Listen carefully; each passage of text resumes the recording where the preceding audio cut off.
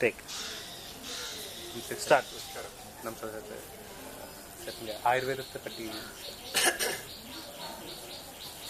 இந்த தர்ஷன் ஆயுர்வேதம் இதில் எங்கள் லிஸ்ட்டு போன வருஷம் ஆகஸ்ட் நான் ஒரு கீதை யாத்திரையில் இருந்தேன்.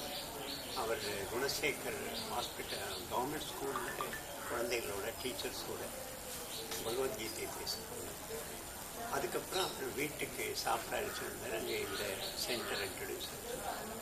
இது ஜஸ்ட்டு ஒரு த்ரூ குணசேகர். ஆனால் அதுக்கப்புறம் துனியா கோல்ட் ஹே அப்படின்னு ஹிந்தியில் சொல்லுவோம். வி மீட் அகெயின், திரும்ப வரோம். ஒரே ஒரு மாதத்தில் நான் அங்கே ஒரு ஸ்டேஜ்லேருந்து கொலாப்ஸ் ஆகிட்டு இங்கே அட்மிட் ஆனேன்.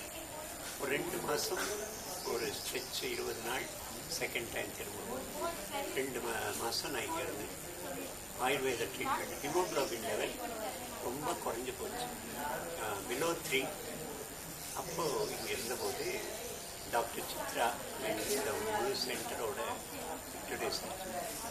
ரொம்ப ஆழமாக ஒரு விஷயத்தை ஆழமாக வெறும் சூப்பர்ஃபிஷியலாக செய்கிற ஆட்டிடியூட் இல்லாமல் அதை கொஞ்சம் ஆழமாக இறங்கி அதை கொஞ்சம் சிறப்பாக செய்யும். உதாரணத்துக்கு இந்த கேம்பஸ், இந்த மரங்களில் நிறைய ஆயுர்வேத ஹெர்ப்ஸுடைய மரங்கள், இலைகள், பட்டை, ஆயுர்வேத மருந்துகள் யூஸ் ஆகக்கூடிய மருந்துகள்.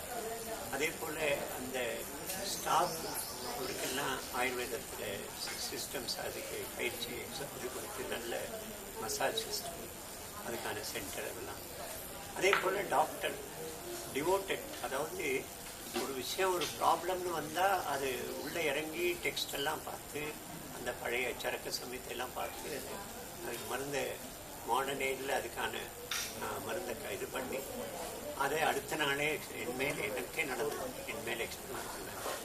ஒரு குறிப்பிட்ட ப்ராப்ளம் என்னுடைய 3 நாள் அந்த மெடிக்கேஷன் அந்த ப்ராப்ளம் சரியாக போச்சு. அது மாதிரி அதுக்கப்புறம் நான் மருந்தை வாங்கிட்டு நாக்பூர் போனேன்.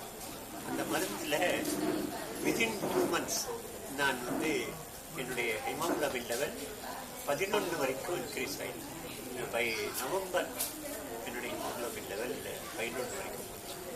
பொதுவாகவே சின்ன வயசுலேருந்து ஆயுர்வேதிக் தான் எனக்கு ஒரு அட்ராக்ஷன் இருந்தது. நான் மெடிசின் இல்லாமலே வாழ்ந்தேன் ஸ்கூல் டேஸ்லேருந்து. அதுக்கு இன்ஸ்பிரேஷன் ஸ்ரீ ஆச்சாரிய வினோபா பாடு.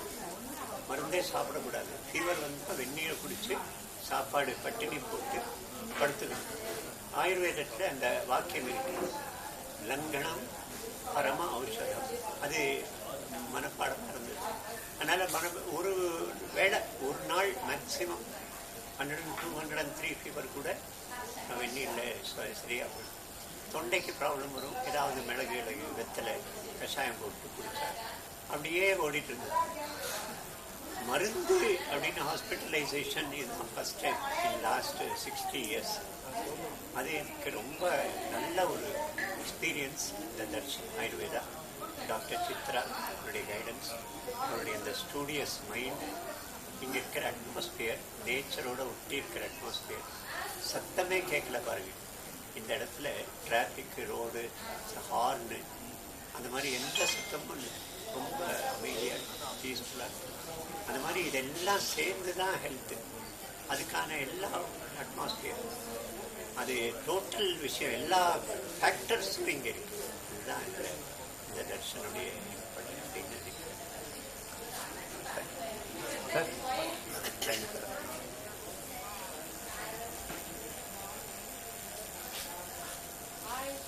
Okay, thank you so much sir. Clarity மட்டும் பார்த்துக்கோங்க.